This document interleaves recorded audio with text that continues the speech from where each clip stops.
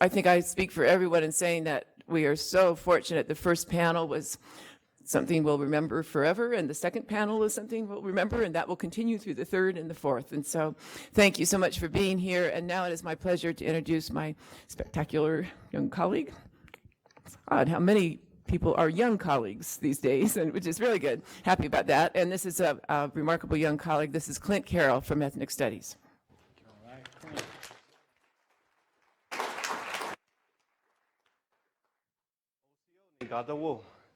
Can everyone hear me? No?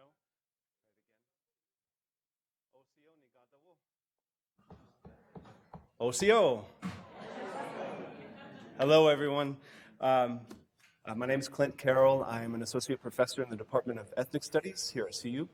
I'm a citizen of the Cherokee Nation, and I teach Native American studies from an environmental approach. I never met Vine in person, but like most of us here today, I've been enormously impacted by his legacy and scholarship. I received a bachelor's degree from the University of Arizona with a minor in American Indian Studies. Vine established that program, which started as a master's and was the first of its kind, and Dr. Martinez here is a graduate from that program I just learned this morning. There, I worked with amazing faculty, including my cherished mentor, Tom Holm, who is a colleague of Vine's, and first introduced me to his work. I'm really honored, truly honored to moderate this distinguished panel. We have asked these three incredibly accomplished scholars here today, Dr. David Martinez, Dr. Robert Warrior, and Dr. Daniel Wildcat. We've asked them to reflect on Vine as a writer and a scholar. All of them have deeply engaged with Vine's work in their own way, and I'm thrilled that they're all here. I'm going to keep this really brief, and I want to turn this over to them now. I'm going to introduce them individually in the order that they're listed in the program. Dr. David Martinez is Akimel O'odham and Mexican and is Associate Professor of American Indian Studies at Arizona State University. He is the author of numerous works, including Life of the Indigenous Mind, Vine Deloria Jr., and the Birth of the Red Power Movement. Currently, he is working on a project on Akimel O'odham environmental philosophy titled When Elder Brother Sank into the Earth, What the Story of the Hugam Teaches About the Kinship Between Land, Spirit, and People. Please welcome David Martinez.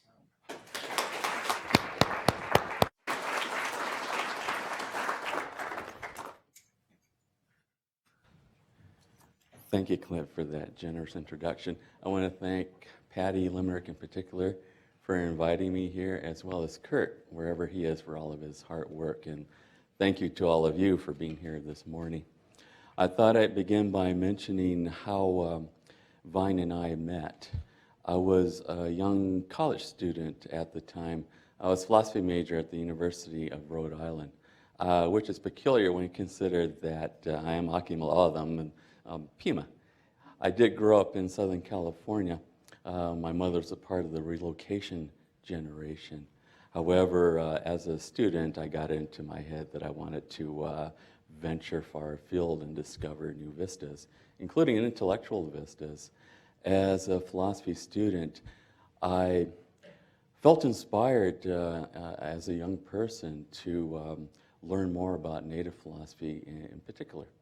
And so I was going to do this within one of the most westernized fields in all of academia, which is philosophy, which is the quintessential dead white male tradition that is out there. For those of you who are acquainted with that history, you know what I mean.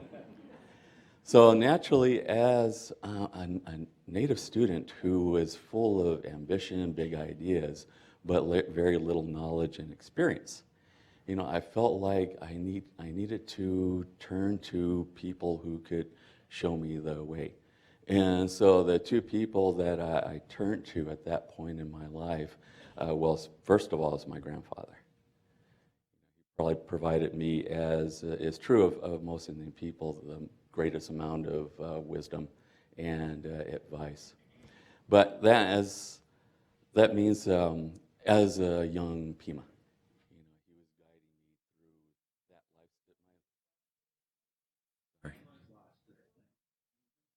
Am I back on?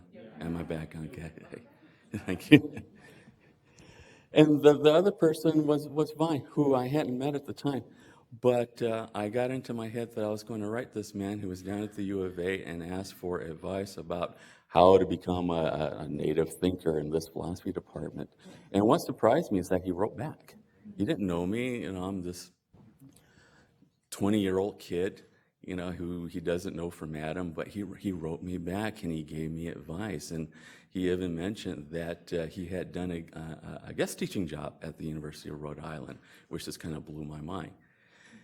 But it was the medicine that I needed at the time. I needed Vine, and I needed my grandfather, to guide me through this very lonely time in my life.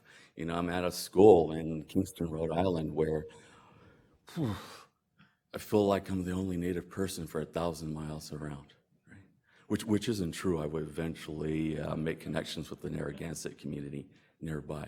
But at the time that I moved there, I felt like I was the only Indian, in this whole universe of white people. So that guidance was critical, and so suffice it to say, Vine was an influence on me from very early on, and that would continue through my graduate career. As Clint mentioned, one of the degrees that I got was from the U of A. Unfortunately, Vine moved on at the time that I started. In the fall of 1990, he had moved up here. You guys had stolen him from us, right?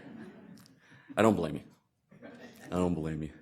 However, I did get to learn from his esteemed colleagues, one of whom was Tom Holm, that Clint also mentioned, and the other was, fortunately, getting to take a class with Bob Thomas right before he passed away.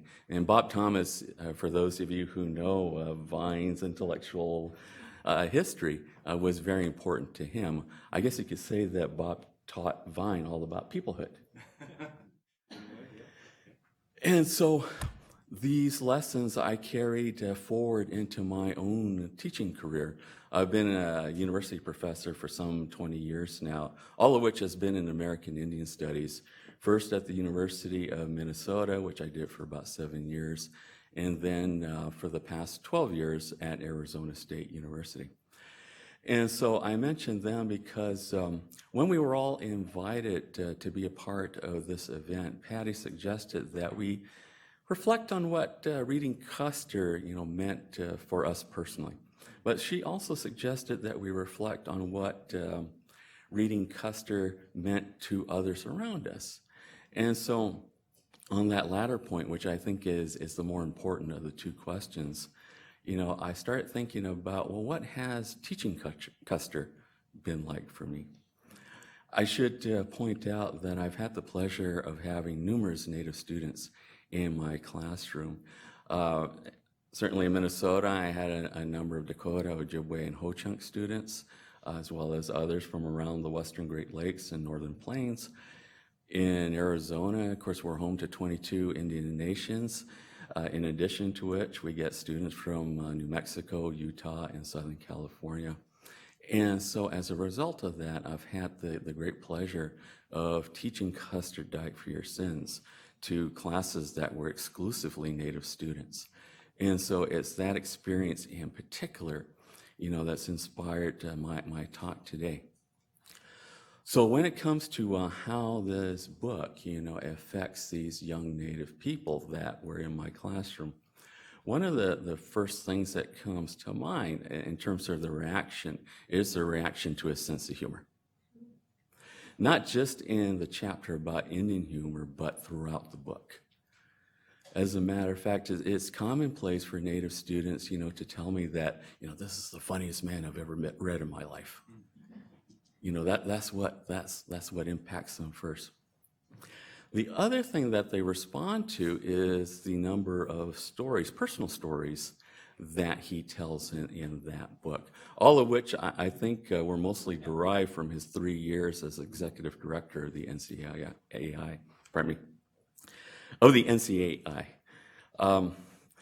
And so because of that personal connection to the Indian community that Vine brought into his writing, that enabled my Indian students to connect with him. And so what I saw in my classroom was the students developed that kind of kinship relationship with Vine. You know, they in his, especially in his jokes, but also in his anecdotes, you know, they heard the voice of their uncle or their grandfather, you know, or their revered elder. And so this kind of, you know, his stories or my stories, you know, also had a huge impact on them. So that connection, that kinship connection, made the students more receptive to his ideas and opinions, the most important of which was self-determination, which in my estimation is the guiding theme throughout all of Custer Guide for Your Sense. Because the objective as we go through these 11 chapters is to understand what it means for us to recover that power of self-determination. As a matter of fact, I'm of the opinion that before we can even talk about sovereignty, let alone decolonization, we have to reflect on the meaning of self-determination. And that comes up, you know, as I said, throughout the whole book. In particular, when we go through chapters 2 to 3, which covers laws, treaties, and land termination. For me, and I think it's true for my students, that's the first time you get this account of the history of federal Indian law and policy. And it's usually something that, you know, as a young person, you know, 18, 19, 20-year-old student, you've probably never heard before. Maybe you had some vague knowledge of that history, you know, when you went to school. But maybe you've never had all of these things that have been done to Indian nations, you know, distilled into this concentrated form. So it has this huge, huge impact on natives. And usually the result is that they get angry because they hadn't heard this story before.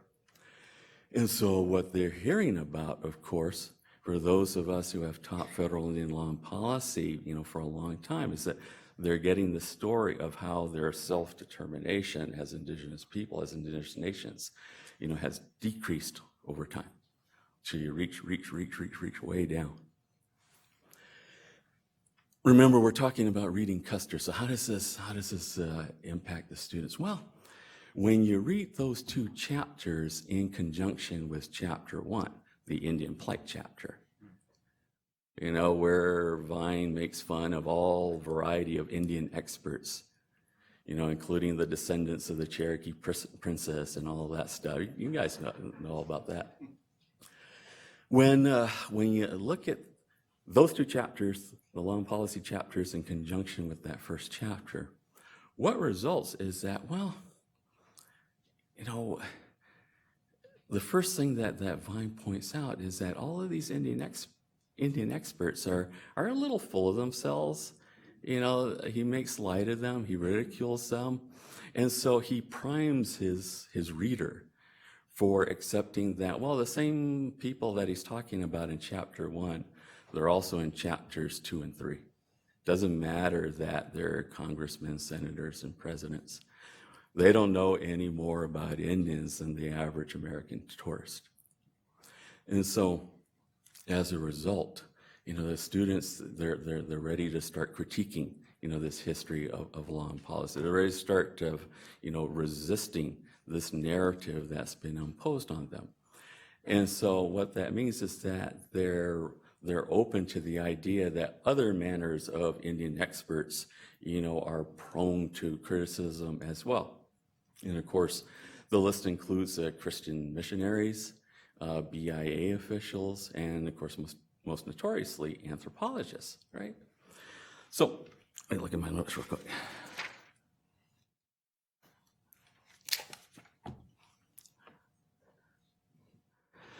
So by the time we get to chapter 8, which is the chapter on the red and the white, you know, the students are finally ready to start talking about self-determination in all of its manifestations. And by all of its manifestations, I mean, you know, culturally, historically, politically, and religiously. And so self-determination is that power that we all have as Indigenous people, you know, to author the narrative of our own lives and existence. without having to accommodate what the expectations are of government, religion, or even academia. And for young people, remember we're talking about really young kids, for young students to be able to read that in a book and know that was written by an Indigenous writer with whom they now have a kinship relationship. What I can tell you is that is usually at this juncture in their education when they start to feel empowered. And once they start feeling empowered, then the obstacles that maybe, they thought about that might drive them back home.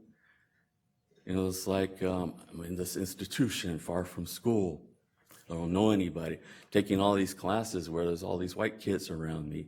There's all these classes where they're not talking about Indians. This place isn't for me. I get that because I went through that when I was at Rhode Island. Almost went back home too.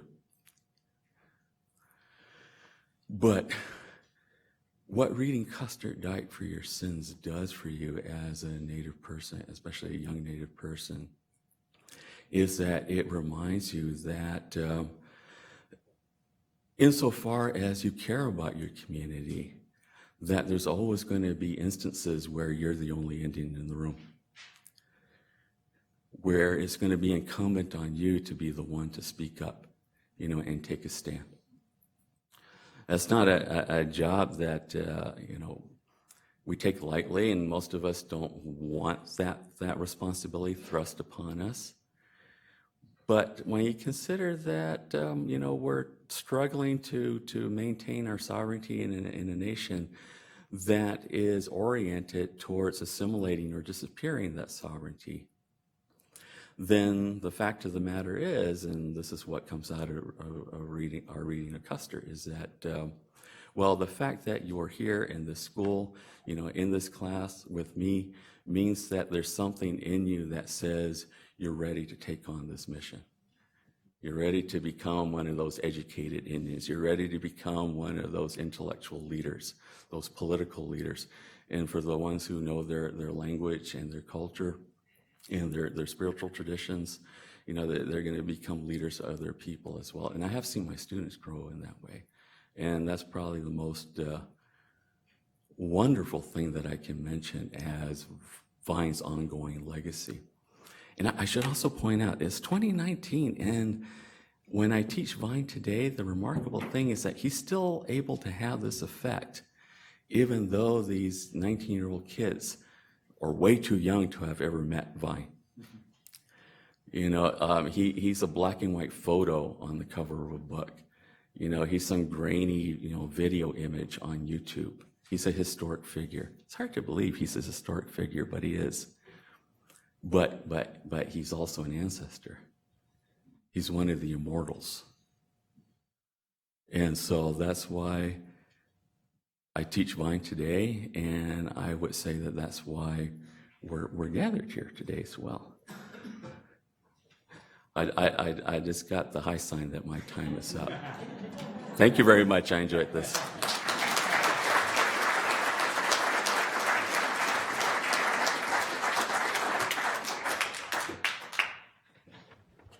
Okay. Thank you, David. Next, I'd like to introduce Dr. Robert Warrior. Robert Warrior is Hall Distinguished Professor of American Literature and Culture at the University of Kansas and is a citizen of the Osage Nation. He is the author of numerous works, including Tribal Secrets, Recovering American Indian Intellectual Traditions. He was also the founding president of the Native American and Indigenous Studies Association from 2009 to 2010, and a founding co-editor of Native American and Indigenous Studies, which is NASA's journal. He was also a founding co-editor of the Indigenous Americas series at the University of Minnesota Press, and it's just a real honor to introduce Dr. Warrior for those reasons, and because I also really have benefited from the work that he's done, especially in our national organization of NASA. So please welcome Dr. Robert Warrior.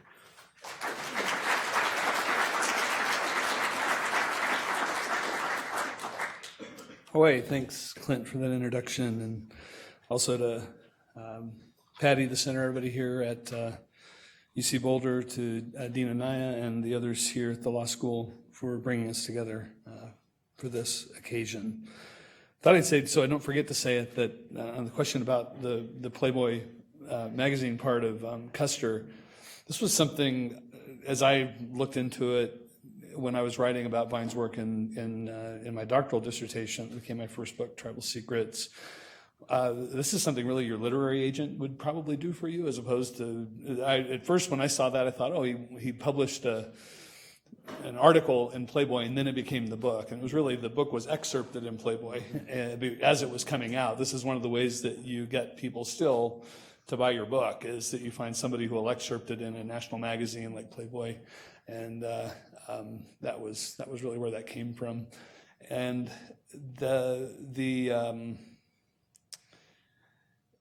it's an interesting moment in cultural history, and Playboy was a place where still today there are interviews published in it that are among the most important documents that tell us things about people that we never would have known otherwise. Alex Haley did a bunch of those interviews with Malcolm X, Martin Luther King Jr., and it's a really important forum for ideas at that particular moment in time. I thought I'd just kind of throw that in. But it says something about how we understand history and how we can go back and read something on the inside title page of a book and not necessarily know how to take it and how to figure it out. And of course, history is always messier than cover pages in books. And so just one example, I think, of how I think it's really important to complicate our own sense of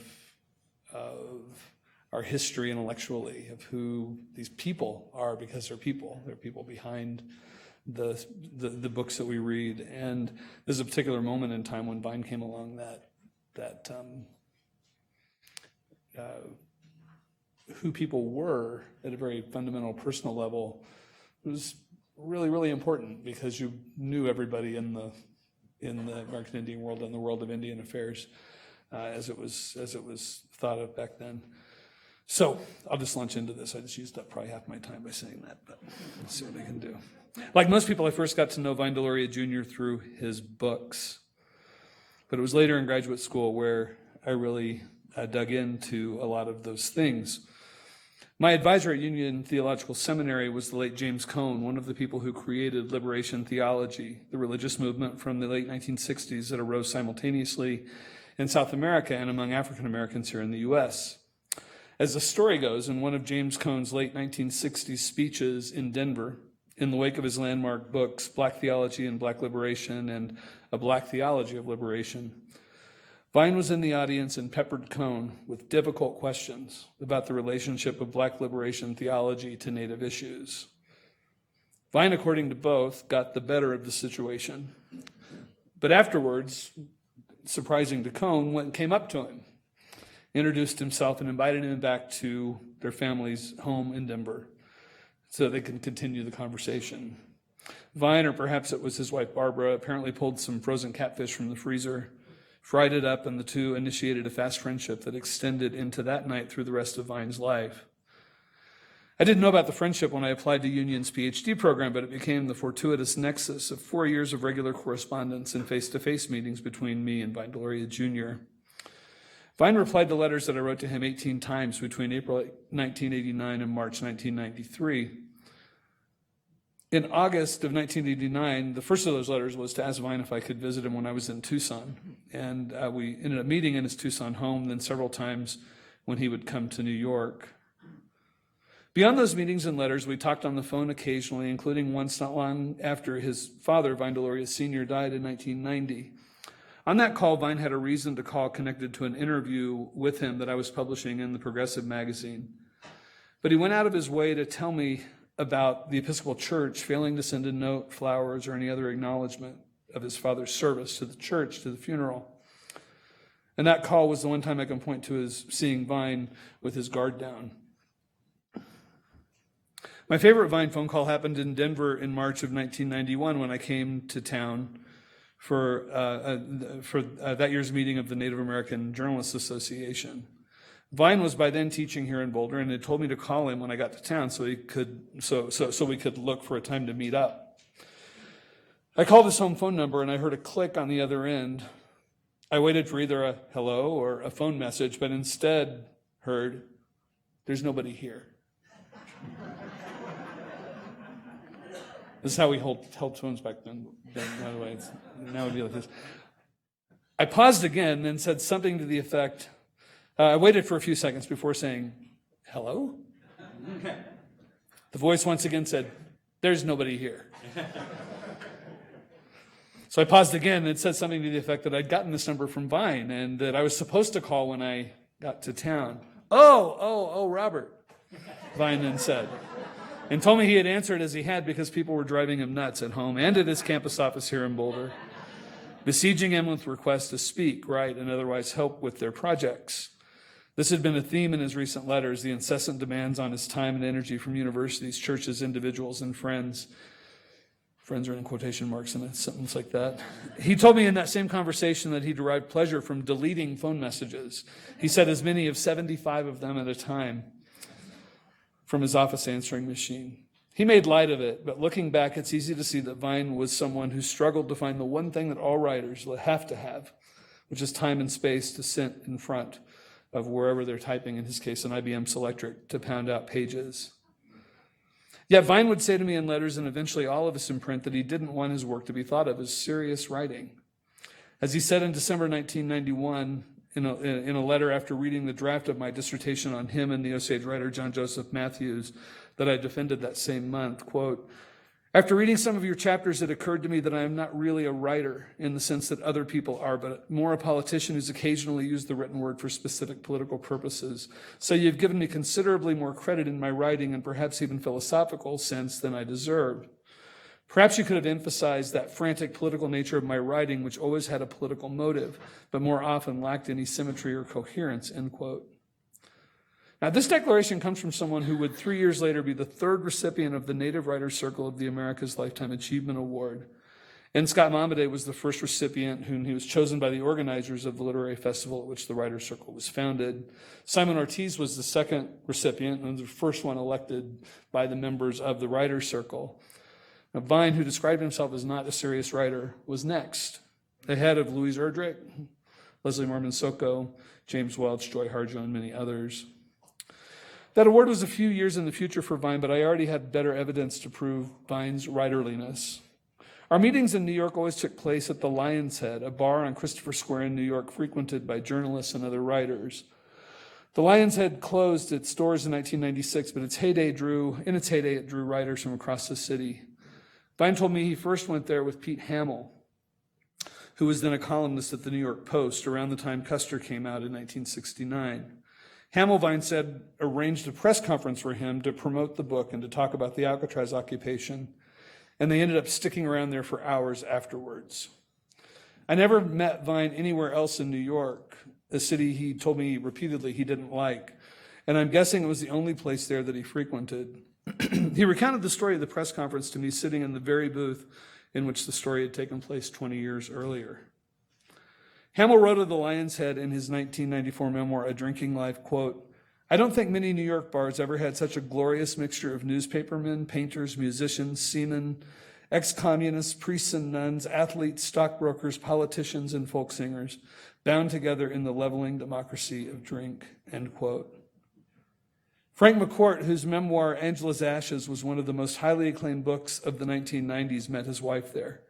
His brother Malachi once took their mother, Angela, from Angela's Ashes there. Jessica Lange worked there as a waitress. The Dubliners and other bands played in the back room. It was by all accounts a place of sharp wit and lots of verbal elbowing, quintessential Vine-like characteristics. Several walls of the Lion's Head featured autographed framed covers of the many books its regulars had written. Vine had some of his hanging there, and I could tell from the way he pointed them out that he was proud to be in that company. It's worth saying unequivocally here that as much as I was thrilled at the time to be going out with Vine Deloria Jr. to share pitchers of beer at the Lion's Head, Vine was pretty clearly there for the atmosphere, not the beer. Not that he didn't like beer, but he wasn't there to say, hey, let's go down a whole bunch of pitchers of beer someplace. Over the course of 3 or more hours, we finished perhaps 2 pitchers, and I'm pretty certain I drank more than my share. But he did seem to identify with the ethos of the place. Not a serious writer? I guess it depends on your definition. Not serious about writing, which is one upshot of what Vine said to me in that letter. All evidence points to the contrary. So I want to offer up today what probably no one but Vine would argue with, which is that he fit at least one mold of what it means to be a writer in spite of his own rejection of that title. But I also want to say he was writerly in a particular way. That is, plenty of great writers grace the lion's head, but I'll concede that those framed book covers on its walls belong to a certain kind of writer. As those who plied the trade of journalism know, there's something instructive about knowing how to crank out words and paragraphs as deadlines loom. And I would venture that Vine, not to mention other non-journalists, liked hanging with Pete Hamill and the crowd at that bar because of an elemental affinity with that particular relationship with words. That pragmatic sense that this needs to be done and it needs to be done now. Perhaps the definition of what it means to be a writer is that all writers know that words and how we write them matters. Perhaps Vine's insight was that getting those pages out to those who need them matters more sometimes than laboring over tenses and shades of meaning. So yes, Vine was a writer, but he was not especially introspective about issues of craft.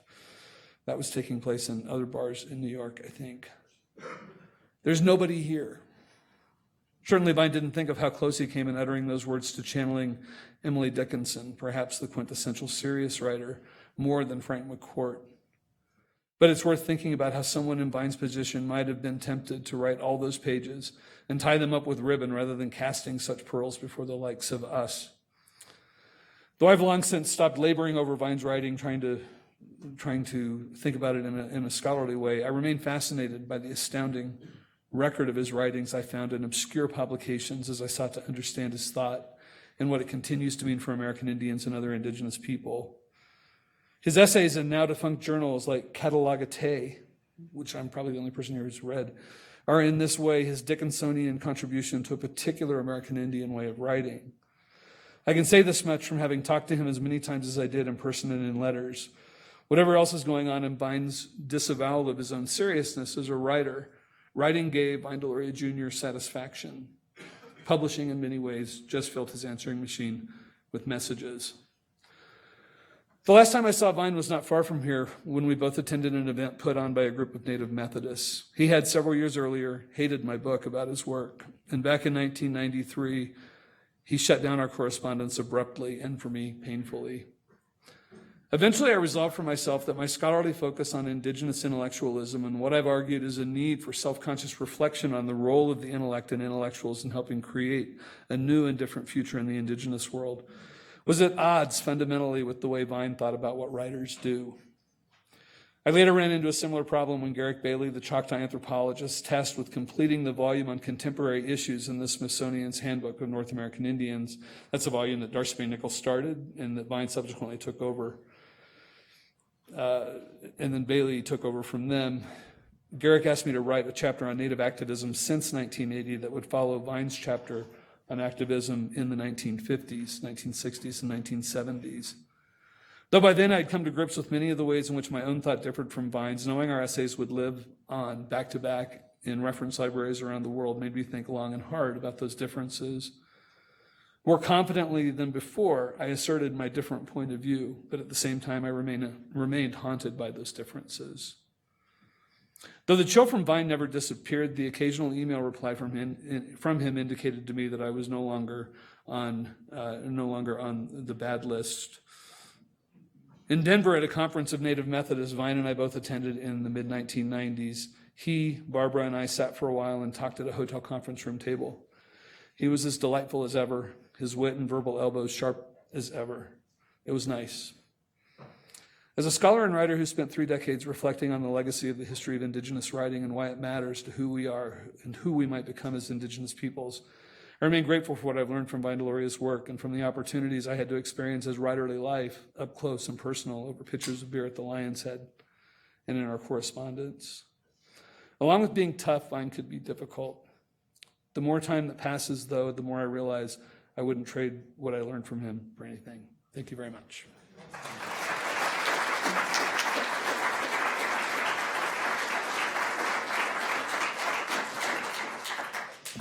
Thank you, Robert. I have the privilege of introducing a very significant scholar for me, specifically. Oh, you got your water.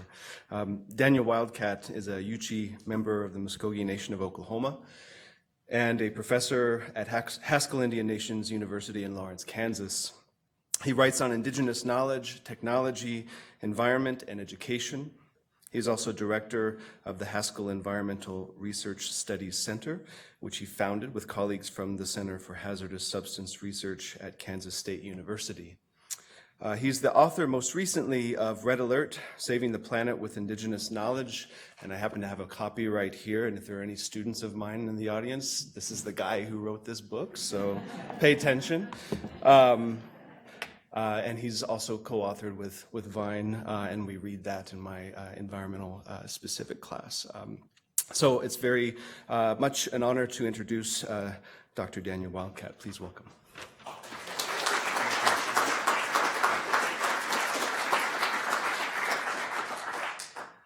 Songele, Agelason, Zoyaha, Uchiha, Muskogee, Kadane Adane. And Richard Grounds, when you see this, the film of this, you can correct me on my pronunciation, okay? Richard's a great Yuchi relative and really working on really restoring the Yuchi language as a living language with my, sadly with my, work closely with my deceased aunt, Josephine Bigler, but still works with my aunt Maxine Barnett in Sapulpa, Oklahoma, who is getting ready to turn 94 years old. And she goes every day to work with those children on Yuchi language. And it's a beautiful undertaking. First of all, everyone here has said something that, you know, I could riff off. I feel like a riff off of, like a jazz musician or something. But I'm going to begin with maybe something that people ought to worry about. It is Friday the 13th, okay? Okay, now, so you don't have to be superstitious or anything, but I know a lot of you have been, you know, feeling pretty good because you found out, you know, 50 years ago, Custer died for your sins. But I keep thinking, I keep wondering, and Phil might, you know, we're always finding these papers, these manuscripts that are lost. And I think if Vine had had the time, we might have had a sequel. And that would have been Pilgrim's Purgatory. And I tell you, you might not have gotten off so easy. You know, Custer died for your sins, but hey, there could be a purgatory, you know, so I don't know. Anyway, so there's so much you could say. I tried to be real disciplined like David Wilkins and write something out, you know, and I tried about 3 or 4 times and it just went on and on.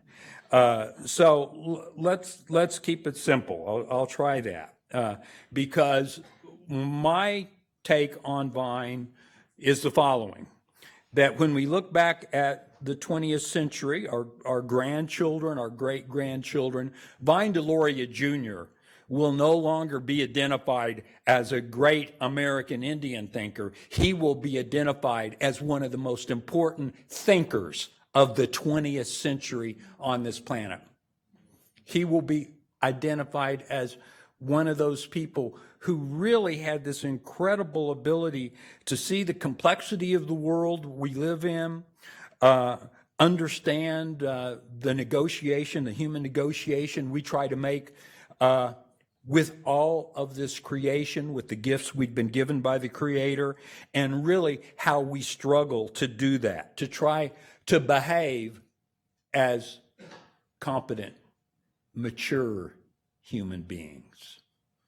And so I think the real gift of Custer died for your sins is, number one, he situated American Indians not in the past, not in museum displays or under glass. He made it clear, we're here. And we know things, and we understand things, and we have struggles. And Vine was so connected with contemporary culture. Some people, I'm sure academics, when they first read Custer, were up in arms.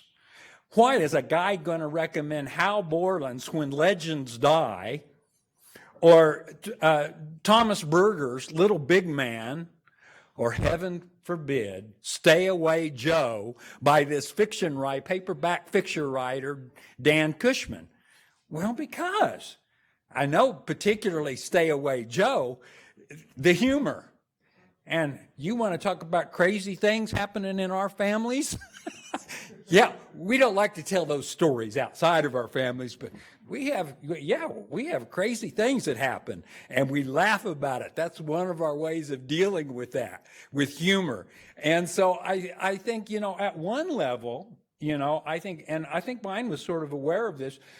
There were a lot of academics that even found his work suspect, particularly when you think about, the fact that he wrote about politics, he wrote about culture, he wrote about theology, and all of those things. That was the exact thing that I think attracted me to Vine. Familiar with Vine, I never met him till I had become a faculty member at Haskell Indian Nations University, and I'd be remiss if I didn't bring you all greetings from Haskell. It is the United Nations of American Indian Higher Education, and I say that because we just did a report our last 5 years. I got to give one statement about the place that helped shape who I am and the way I write and think. So we have, for the past 5 years, on average, of the 573 recognized tribes in incorporated Alaska Native villages on our campus, average, each academic year, 142 of those nations. Our average in terms of how many states do they come from of the 50 states? 42.6. There is no place in the United States like Haskell Indian Nations University, and I've been blessed to be there for almost 34 years. I was blessed to have Vine Deloria Jr. as a mentor. And I don't want to start telling Vine stories. We'll do that later because I'll use up all my time. But let's be honest. So there's a lot of things about Custer Died for Your Sins that are terribly out of vogue. The first thing is he talks about Indians. Oh, he doesn't qualify. He talks about Indians, how Indians think, the relationship to the Spirit. Boy, is that out of vogue. Wow, you can't make generalizations about indigenous peoples. You've got to be very focused and particular about who you're speaking about. I tell you what, I think what Vine experienced through NCAI, through his education, formal education, and the education he got from his grandpa, from Vine Sr. I've heard him tell those stories about going around as his grandfather would make those visits to his congregation. And he said, I'd sit and I'd listen. And he said, that was the best education I ever got. I heard a lot of stories and I learned a lot. I think that the important thing about Vine's work is that he felt like, yeah, we are particular peoples, we are unique peoples, but what I want to confirm from finding out at Haskell Indian Nations University is that he was absolutely right in the most beautiful and the shortest sentence he ever wrote on page 222 of the Avon edition. No, wait a second, I'm getting my quotes mixed up. Don't look at 222. That's another quote. I'll give that in a second. But his discussion in Custer Died for Your Sins about pan-Indianism. The anthropologists were all worried about pan-Indianism and, we're living in a society now where all we have are these pan-Indians. And Vine wrote a beautiful short sentence, and it's one word. And he said, rubbish, period. He said pan-Indianism only lives in the imagination of the anthropologist. And I found that out. I'm actually a person who will cautiously and point out they are generalizations, but I make generalizations about the indigenous peoples of the United States of America because I've met so many of them, and it's kind of an odd thing. It might not make sense to the Western logician, but when we were having one of those spirited debates, as I encourage, about this very question about you can't make generalizations. In fact, you can't even teach indigenous philosophy. You have to talk about indigenous philosophies. You have to use the plural when we were talking about pan-Indianism and, homogenization and the uniqueness and particularity of each tribe. And I had this young woman, if I'm going to get her name someday, I can't give you her name. She was in the classroom. She raised her hand. She said, Dr. Wildcat, I think I've got the answer. And you know me, I call her, well, please share it with us, you know. And everyone was quiet. And she said, well, I think it's like this. We're all the same. We're different.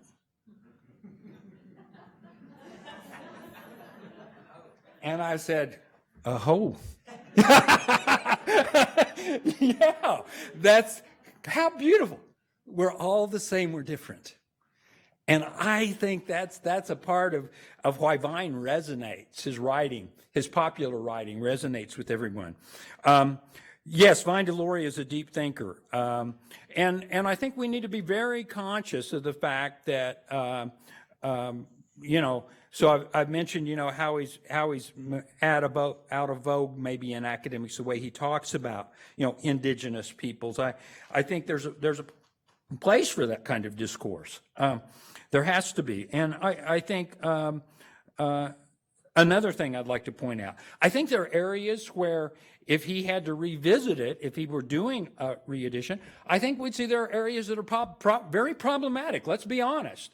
His discussion on particularly activism at that time was, he was not advocating activism in a sort of Red Power or American Indian movement kind of way. And he was really cautioning throughout the middle part of that book about, American Indian activists following the paths of the Black Panthers.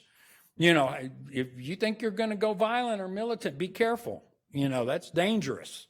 And really advocating that the arena we should fight in is an intellectual arena. And I think he modeled that his whole life, that the real battle is an intellectual battle. And I think Custer died for your sins. One of the beauty of it is that he let us know we have intellectuals. And he started to model what that indigenous intellectualism looks like. And I'll be forever grateful for that. So activism, I think if he had to rewrite it, it'd be interesting how he'd look at direct action. I all through Dakota Access Pipeline, I kept thinking, what would Vine's take on that be? It would have been wonderful to see what Vine was thinking about that. And he would have had some thoughts. He would have had some advice. It's up to us, well, you younger scholars, to start doing that work. This was his biggest complaint to me. He says, I don't know, I don't like working with these young Indian scholars. He says, they always tell me about what they're going to write. The only problem is they never write. Okay? So I didn't want to be one of those guys. But let's talk about quickly one other problem area that it'd be fascinating to see Vine revisit. Corporations becoming more tribal. Vine, I'm not sure that's quite happened. It might be that our tribes have become more corporate. And I know if you read that carefully, it's really interesting because he's wrestling with that. I mean, he's kind of, there are some ways in which corporations are kind of manifesting tribal characteristics. But he's also warning that, hey, but tribes, you have things corporations don't. Boy, there's a great topic. There is a real important topic to talk. What happens when our tribes just become corporations? I'll tell you what's going to happen. You're going to see people in Congress going to say, we don't need treaties anymore because we've got corporate law. We know how to deal with tribes. They're corporations. Vine would have been up in arms about that kind of thinking. And so his notion of tribalism, I think, is still something that needs to be explored. A lot of people, I've been referred to on occasion as a Vine Deloria disciple. I disavow that. It's hard to be a disciple of someone who's so unsaintly as Vine. And so I'll just state that categorically. But I think the point people miss about Vine, I think the point they miss is, I will make a Western analogy. Vine Deloria is American society's Socrates. He went and challenged the people who said they knew things, and when he queried them and interrogated, found out they didn't know as much as they said they knew. That's what we can be thankful to Vine Deloria for.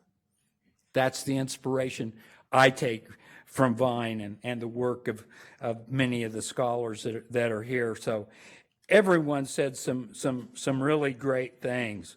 It's not a joke, but it's kind of an inverse thing on the good news, bad news kind of joke structure, and this is kind of just I think Vine's message would kind of be like this. It's kind of like the bad news, good news version, okay, of wisdom. The bad news is the settlers brought a pretty messy worldview over here, and they've trying to impose it not just on North America, but the whole planet. And the planet is paying a terrible cost right now. All of our relatives. Thank you, Faith, Clint, for bringing this, Chase, for bringing this up. We're living in an age not of climate crisis. We're living in an age of global crises when you look at the dominant institutions. So that's the bad news, okay? What's the good news? The good news, those problems weren't created by the Lakota. They weren't created by our Anishinaabe relatives. They weren't created by Dene relatives, Osage relatives, Cherokee relatives, and they sure weren't created by the Zoyaha. But guess what? We now have, because of Vine Deloria Jr., seats at the table, seats in institutions, where if we are bold enough to start articulating our Zoyaha traditions, our Lakota intellectual traditions, right, Rick? I've heard Rick West talk about this often. We have great intellectual traditions. Folks, the time is for us to enact those, to model those, to carry those out. And I think we can constantly look to the body of Vine Deloria's work to find a lot of good problems to work on. Vine raised many more questions than he did provide answers. They're tough questions. They're the ones he's saying, Clint, get ready. You're going to have to wrestle with this. What does this mean for us to really enact our most ancient wisdom, intellectual, spiritual traditions? Those things can't be divided apart. I know that.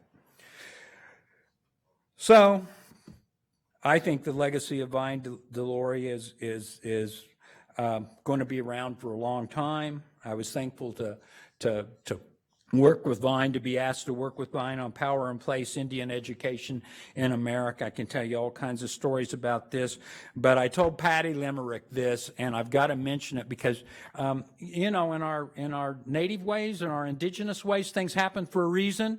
True story. I got back from North Carolina with the Eastern Cherokee, a meeting with the Eastern Cherokee late Wednesday night, and midnight. And I got home, wasn't ready to just get in bed, and so I went in my study, turned on the light, and I pulled off, I thought, well, I better get ready for this presentation. Pulled off an old hardbound copy that I had bought somewhere, first edition, Custer Died for Your Sins. I told Patty this story last night. I opened it up because I was going to make a few notes in pencil. I'm horrible. I mark up first editions, anything. I just mark them up, okay? I opened this thing up, right? Late summer, fall, 1969. Custer Died for Your Sins. I had never seen this before. The bindings fall open and the back jacket falls open. And the owner of this book wrote in a very fine indelible ink, "Laugh In." Remember the TV show Laugh In? Remember this segment? News of the future. In quotes, Laugh In, Rowan and Martin. News of the future. 1989, the United States government finally issues an apology to American Indians. Both of them. Well, I don't know whether to cry or laugh about that, but here's the good news. There's a lot more than just two of us left, okay? And we've got a lot of good work to do, and we need all the allies we can get, okay? So let's roll up our sleeves and get about some good work. Thank you very much.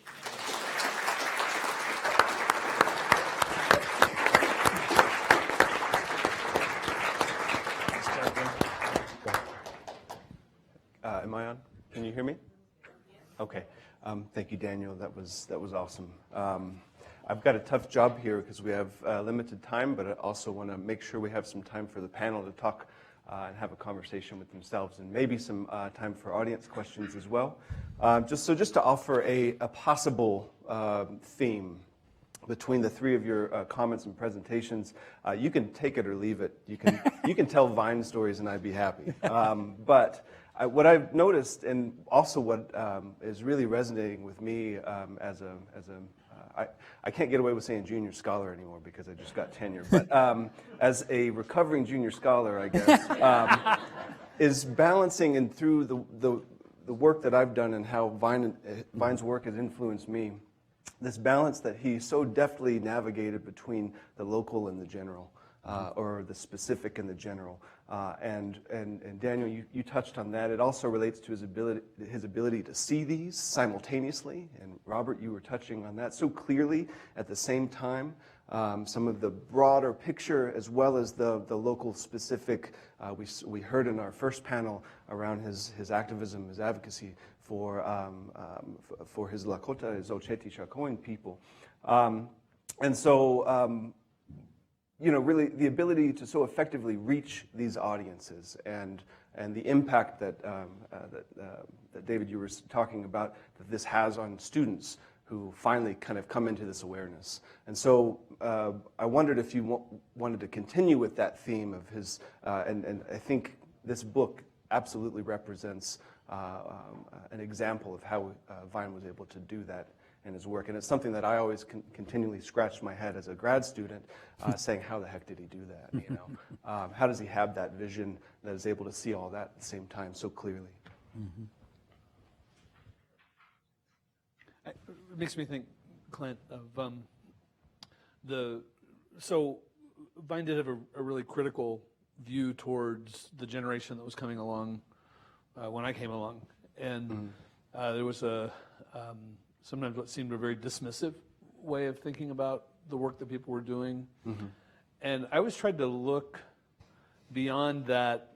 I was saying, well, Vine's a curmudgeon, Vine's, and to say that what was the real substance of that was really important for people to take forward, right? I mean, so, and I think that was and I think part of it goes to the heart of what you're saying, that in Vine's generation of people who did this kind of work, whether they ended up in the academy or directing the NCAI, which he did both of those things, writing books, all of these sorts of things that he did, that there was a connection to the real lives of real people living in real time who need to live in a better world and who need a consciousness that says the world can be a better place, and that you shouldn't have to expect your world to be one that isn't the best, that Native people, Indian people deserve the best. Mm-hmm. And so getting that, I think having that, seeing that in the midst of trying to make sense of some of those critiques, I think it is really important. Mm-hmm. I think it's a challenge to current generations of scholars in Native studies for teaching students. I didn't get to mention, I also teach at Haskell as an adjunct faculty member. I'm really proud to do that, and thanks to Dan and his colleagues there for helping me become that students there, students at KU, places where we teach, that the Native students really need to be mentored into an awareness of how do you make those connections. They don't make themselves. Mm-hmm. And just because somebody was raised in a particular way, that gives them an advantage in finding that world. Mm-hmm. But it doesn't necessarily create those connections really easily. Mm-hmm. And one of the things and love to hear what other people think about that. One thing I was going to say when Dan mentioned his first edition of Custer Died for Your Sins, if you have that first edition, And if you don't, you might want to get one. There's the end of the book. There's an afterword in the first edition that's different than what's published in the other ones. And I don't think there's a real conspiracy theory here as to Vine taking it out for particular reasons, at least that I ever could figure out, other than it was too long for the paperback. And it was really fascinating part of the book itself, where he says a lot of things that get lost if you don't read it. I always recommend that people check it out of the library or go find a copy of the first edition and read that. Some things about unrecognized groups in the U.S. and just really the depth and the breadth of everything that Vine was able to think about through that experience. I think those experiences that he had. Something else within that too, to say there, on the one end, there is that work with NCAI that brought him into direct contact with people who were working day to day, and just that to get that awareness of what the Indian world, how it works. The other side, before Vine came along, how many Native people had even gone to prep school in the way that he had? And then he creates pathways for other people to do that as well. That this is really a remarkable life, a remarkable figure, and somebody who, that's why we're still talking about him now. Yeah. Want my comments?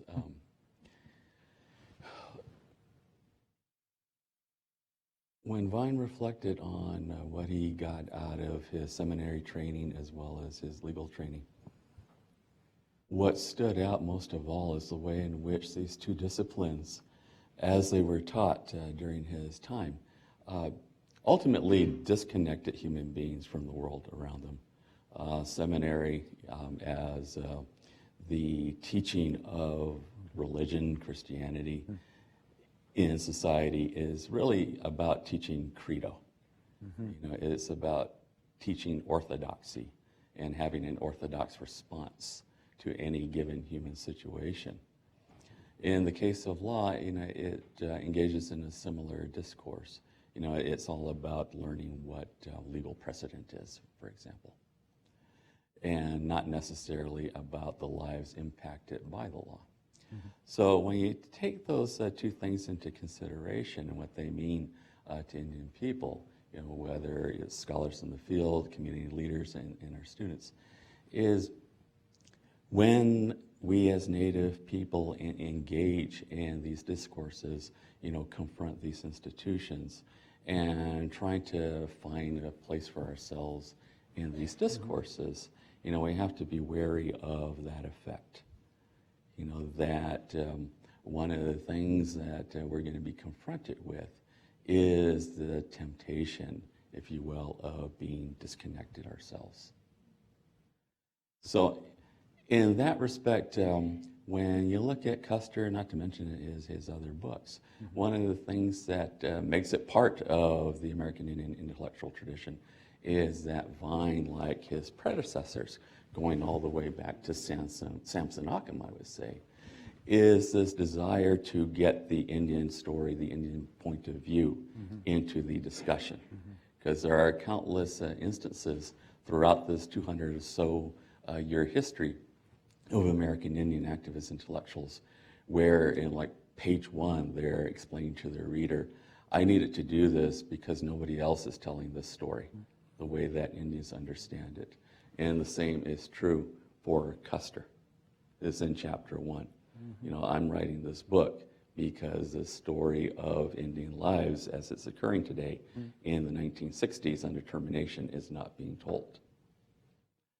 So when it comes to carrying this idea, these principles forward, whatever we do, in the name of our self-determination as Indian people, we have to be conscientious that it's likely the case that it's going to be up to us to be the ones to tell our story in whatever field or institution, or work that we're doing. And so I would say that that's the theme, the spirit that Vine pursues into subsequent works, especially God is Red and Behind the Trail of Broken Treaties. Yeah, I think there's a reason why, Custer is in some ways, it is unique, a kind of standalone kind of work. It was an introduction to Vine Deloria Jr. and a very popular one.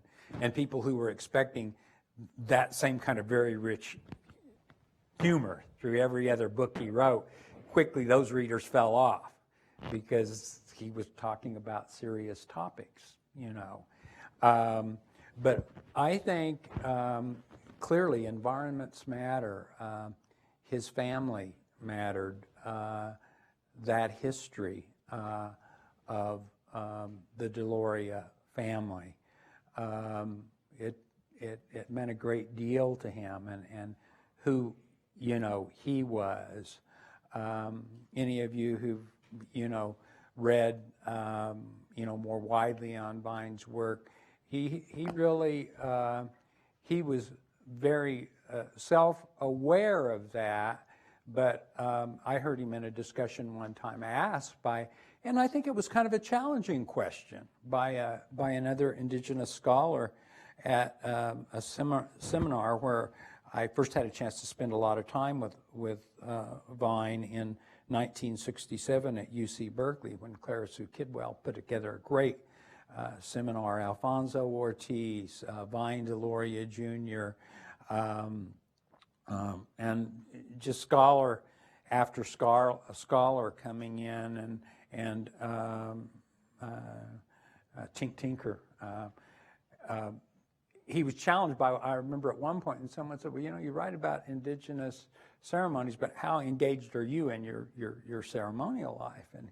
And he gave a really honest answer. He says, you know, I live in, so at that time that would have been Tucson, you know. So I live a long ways, you know, from Standing Rock. And he says, I respect those ceremonial leaders. And he says, but what I've learned is those kinds of activities,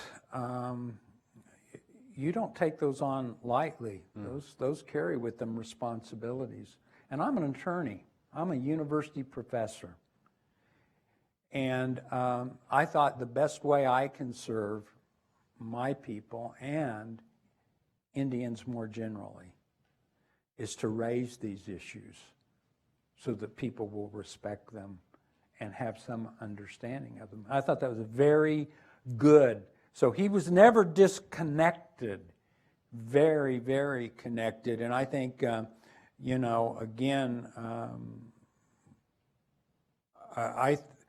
I think in terms of, you know, David and I have a good colleague who's worked with Vine for years, Nick Paroff at the Block School, and his whole reading of Deloria was the first Indigenous complexity thinker. And I said, no, not the first. Indigenous peoples have always been complexity thinkers. That's part of who we are in our relational construction of the cosmos and our place in it. And so I kind of look at that importance of relationships as really one of the most meaningful and significant takeaways that we can have. And I think he modeled that. Those of us who were mentored by Vine and sometimes scolded by Vine, maybe at even points of times blocked out by Vine. He was always trying to teach something, and it didn't have to be through the written word. I mean, I think the example of his kind of engagement with the larger society, the sense of responsibility he had to our tribal nations, our indigenous communities, I think, you know, he modeled that difficult negotiation very, very well. And you're always going to have people who will be dismissive on either side, I think. But so what? You know, you can't please everyone. And I really think that when we start thinking about how we're going to address the kinds of challenges we face on the planet today, I really think it's going to be, so when you look later, you know, at God is Red, and you look at some of the seminal chapters in there, which are dense readings and sometimes very, There's sections in there that are complicated, and sometimes, believe it or not, they're ambiguous, very ambiguous. But that gives us something to work on, right? I think the takeaway is that this is the way I would summarize it. Vine Deloria, the body of his work, tried to let people know we don't live in a world full of resources. We live in a world full of relatives. And once you understand that, then you understand that all of this discussion about inalienable rights, I don't know of any people on the planet who respect the uniqueness of individuals and the gifts they have. And that uniqueness, that individuality. But I want to say this, at least at our grounds at Pole Creek, where the Yuchi do ceremonies, I've never heard a ceremonial leader get up and lecture us about our inalienable rights. What I've heard them talk about is the responsibilities we have to be good human beings. We need a politics where we talk about inalienable human responsibilities to the balance of our relatives on this planet. I think that's a part of what Vine was trying to communicate, and I think there's just so much good work we can carry out if we try to follow through with that.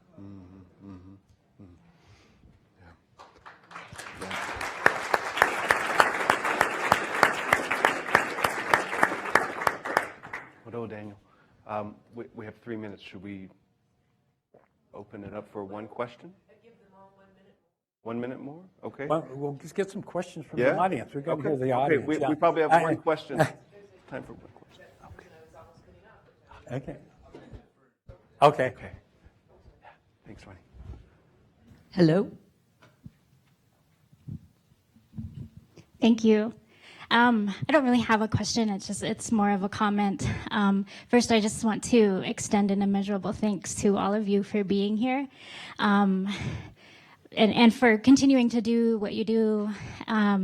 21 years ago, I was a student at Arizona State University as well, and my sophomore year in college, I walked into Dr. James Writingin's class, and this was one of the books that he made us read along with your book, Like a Hurricane. And they were both absolutely life-changing for me. And so as somebody who, grew up with my grandparents on the Navajo reservation, I'm Diné, Spirit Lake, Dakota. But one of the things that my grandparents instilled in us was the concept of which is kinship, and wotitakuye, which is also kinship in the Lakota Dakota language. And when I was reading this book, the number one thing that stood out for me was when he talked about, I had to write this down, but when he talked about the difference between Indian religion and Christian religions, and in that the difference is the interpersonal relationships. And I knew what he was talking about in that moment, which was kinship and understanding how we relate to the rest of the world and how we relate to each other. And one of the things that stood out for me was he said, Christianity came along and tried to substitute giving for sharing. There was only one catch. Giving meant giving to the church, not to others. Giving in the modern Christian sense is simply a method of shearing the sheep, not of tending them. So as a Navajo, of course, that, resonated with me. But that was the one thing that I kept with me, in these last 21 years, was like it just reinforced how much that kinship was so important, and that's my foundation. That's the foundation I provide for my children too. And my daughter just started her first year at Arizona State, and so I hope she walks into Dr. Writingin's class and reads that book. Thank you.